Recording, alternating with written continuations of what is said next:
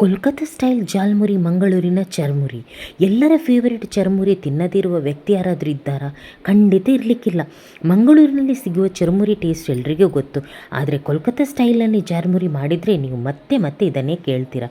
ಒಮ್ಮೆ ತಿಂದರೆ ಸಾಕು, ಅದರ ರುಚಿ ಮರೀಲಿಕ್ಕಿಲ್ಲ.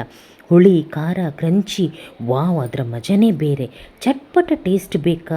ಈ ಚರ್ಮುರಿ ಜಾಲ್ಮುರಿಯನ್ನು ಒಮ್ಮೆ ಟ್ರೈ ಮಾಡಿ. ಯಾವುದೆಲ್ಲ ಬೇಕು ನೋಡಿ. ಇಲ್ಲಿ ಮಂಗಳೂರು ಸೌತೆಕಾಯಿ, ಮ್ಯಾಂಗೋವನ್ನು ಸಣ್ಣದಾಗಿ ಕಟ್ ಮಾಡಿದ್ದೇನೆ, ನೀವು ಗ್ರೇಟ್ ಮಾಡ್ಕೊಳ್ಳಿ. ಇಲ್ಲಿ ಬ್ಲ್ಯಾಕ್ ಚನ ಅಂದರೆ ಕಪ್ಪು ಕಡಲೆಯನ್ನು ಚೆನ್ನಾಗಿ ಬಾಯ್ಲ್ ಮಾಡಿದ್ದೇನೆ ಸಾಲ್ಟ್ ಹಾಕಿಬಿಟ್ಟು. ಮತ್ತು ಬಾಯ್ಲ್ಡ್ ಆಲು, ಒಂದು ಆಲುವನ್ನು ಬಾಯ್ಲ್ ಮಾಡಿಟ್ಕೊಳ್ಳಿ. ಇದಂತೂ ಹಾಕಲೇಬೇಕು.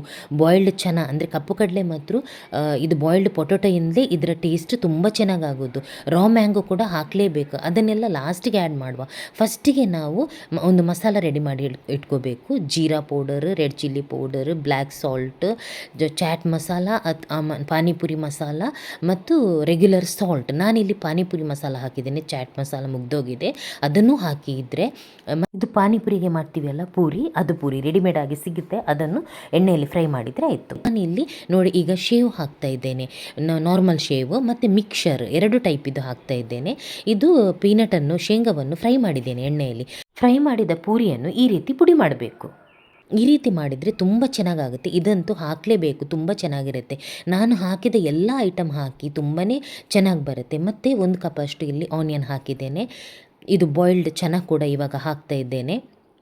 ಮತ್ತು ಮುಳ್ಳು ಸೌತೆ ಟೊಮೆಟೊ ಎಲ್ಲ ಲಾಸ್ಟಿಗೆ ಹಾಕಿ ನೀರು ಬಿಡ್ತದೆ, ಅದಕ್ಕೋಸ್ಕರ. ಇಲ್ಲಿ ಸಣ್ಣದಾಗಿ ಕಟ್ ಮಾಡಿದ ರಾ ಮ್ಯಾಂಗೋ, ನೀವು ಬೇಕಾದರೆ ಗ್ರೇಟ್ ಮಾಡ್ಕೊಳ್ಳಿ. ರಾ ಮ್ಯಾಂಗೋ ಕೂಡ ಹಾಕಲೇಬೇಕು, ಈ ಸೀಸನಲ್ಲಿ ಹಾಕಿ ತುಂಬ ಚೆನ್ನಾಗಾಗುತ್ತೆ. ಇದೆಲ್ಲವನ್ನು ಹಾಕಿ ಬಾಯ್ಲ್ಡ್ ಪೊಟೊಟೊ ಹಾಕಿ, ಕೊತ್ತಂಬರಿ ಸೊಪ್ಪು ಹಾಕಿ, ಮತ್ತು ರೆಡಿ ಮಾಡಿದ ಮಸಾಲ ಎಲ್ಲವನ್ನು ಹಾಕಿಬಿಟ್ಟು ಅದಕ್ಕೆ ಸ್ವಲ್ಪ ಆಯಿಲ್ ಹಾಕಬೇಕು. ಕೋಕೋನಟ್ ಆಯಿಲ್ ಆದರೆ ಕೋಕೋನಟ್ ಆಯಿಲ್ ಹಾಕಿ, ಕೋಲ್ಕತ್ತಾದವರಾದರೆ ಮಸ್ಟರ್ಡ್ ಆಯಿಲ್ ಹಾಕ್ತಾರೆ, ನಾವಿಲ್ಲಿ ಕೋಕೋನಟ್ ಆಯಿಲ್ ಯೂಸ್ ಮಾಡ್ತೇವೆ ಅಷ್ಟೇ. ಯಾವುದು ಬೇಕೋ ಅದು ಹಾಕ್ಬೋದು. ಅದೆಲ್ಲವನ್ನು ಹಾಕಿಬಿಟ್ಟು ನೀಟಾಗಿ ಮಿಕ್ಸ್ ಮಾಡಬೇಕು. ಈ ರೀತಿ ನಾನು ಹಾಕಿದ ಎಲ್ಲ ಐಟಮ್ ಹಾಕಿ ತುಂಬಾ ಚೆನ್ನಾಗಿ ಬರುತ್ತೆ. ನೀವು ಕೂಡ ಈ ರೀತಿಯಾಗಿ ಒಂದು ಡಿಫ್ರೆಂಟ್ ಆಗಿರುವ ಜಾಲ್ಮುರಿ ಅಂದರೆ ಚರ್ಮುರಿಯನ್ನು ರೆಡಿ ಮಾಡಿ, ತುಂಬಾ ಚೆನ್ನಾಗಿರುತ್ತೆ. ಮೇಲ್ಗಡೆಯಿಂದ ನಾವು ಸ್ವಲ್ಪ ಲಿಂಬೆಹಣ್ಣನ್ನು ಸ್ಕ್ವೀಸ್ ಮಾಡಿ, ಟೇಸ್ಟು ತುಂಬಾ ಚೆನ್ನಾಗಿ ಬರುತ್ತೆ. ಒಂದು ವೇಳೆ ರಾ ಮ್ಯಾಂಗೋ ಇಲ್ಲ ಅಂದರೆ ನೀವು amchur powder, panipuri masala, chaat masala, black salt ಇಷ್ಟನ್ನಂತೂ ಹಾಕಲೇಬೇಕು. ಯಾಕೆಂದರೆ ಸ್ಟ್ರೀಟ್ ಸ್ಟೈಲ್ ಅಲ್ಲಿ ಟೇಸ್ಟ್ ಬರಬೇಕಂದ್ರೆ ಇಷ್ಟೆಲ್ಲ ಮಸಾಲ ಹಾಕಲೇಬೇಕು ನೀವು. ಈ ಥರ ಡಿಫ್ರೆಂಟ್ ಆಗಿರೋ ಜಾಲ್ಮುರಿಯನ್ನು ಮಾಡಿ ನೋಡಿ. ನೀವು ಕೂಡ ನಾರ್ಮಲಾಗಿ ಚರ್ಮುರಿ ಹೆಚ್ಚಾಗಿ ತಿಂತಾ ಇರ್ತೀರ, ಆದರೆ ಈ ಥರ ಒಂದು ಸಲ ಮಾಡಿ ನೋಡಿ, 100% ಎಲ್ರಿಗೂ ಇಷ್ಟ ಆಗುತ್ತೆ. ಒಮ್ಮೆ ತಿಂದರೆ ನೀವು ಮತ್ತೆ ಮತ್ತೆ ಇದನ್ನೇ ಕೇಳ್ತೀರಾ. ನನ್ನ ರೆಸಿಪಿ ಎಲ್ರಿಗೂ ಶೇರ್ ಮಾಡಿ, ಲೈಕ್ ಮಾಡಿ, ಸಬ್ಸ್ಕ್ರೈಬ್ ಮಾಡೋದವರು